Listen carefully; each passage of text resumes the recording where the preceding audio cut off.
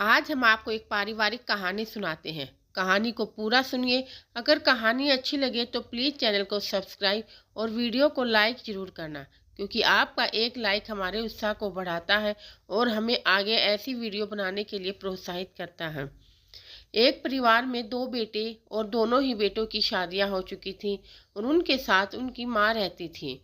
कहते हैं कि माँ अपने बच्चों के साथ भेदभाव नहीं करती, लेकिन आज का समय ऐसा आ गया है कि जिस बेटे की जेब में पैसा है वही इज्जत पाता है और बेरोजगार की कोई इज्जत नहीं होती है।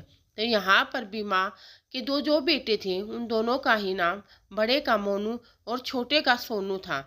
तो मोनू एक बड़ा बिजनेसमैन था, अपने परिवार में अच्छे से सेटल था।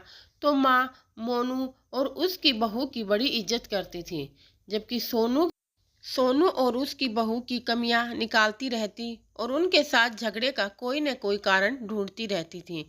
वह मोनू के बच्चों के साथ बड़े प्यार से बात करती, उनके साथ अच्छे से रहती और उन्हें उन्हीं के साथ अच्छा रहना अच्छा लगता था। लेकिन सोनू से वह कटी कटी रहती थी और इसी कारण उसने अपनी प्रॉपर्टी का हिस्सा जो सोनू के हिस्से का था वह अनाथ आश्रम में दान कर देती है और मोनू का हिस्सा मोनू को दे देती है। सोनू और सोनू के परिवार को बड़ा कष्ट होता है, क्योंकि वे पहले से ही बेरोजगार थे और ऊपर से माँ ने भी उनके साथ कुछ ऐसा किया। तभी कुछ दिन बीत जाते हैं और ऐसे ही एक दिन उस बुढ़िया की मृत्यु हो जाती है।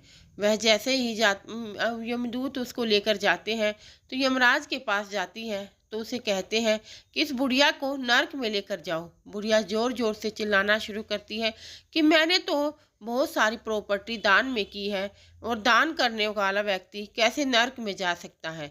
तभी यमराज कहते हैं कि हे बुढ़िया, तूने अपनी ओर से कुछ भी दान नहीं किया। तूने तो अपने बेटे सोनू का हिस्सा दान किया है, उसके बच्चों का हिस्सा दान किया है, उनको दुख पहुंचाया है। तूने तो अपने ही बच्चों में भेदभाव किया है। तू तो पाप की भागी है, जबकि उस दान के भागी तो सोनू और सोनू की बहू, उनके बच्चे ही कहलाएंगे।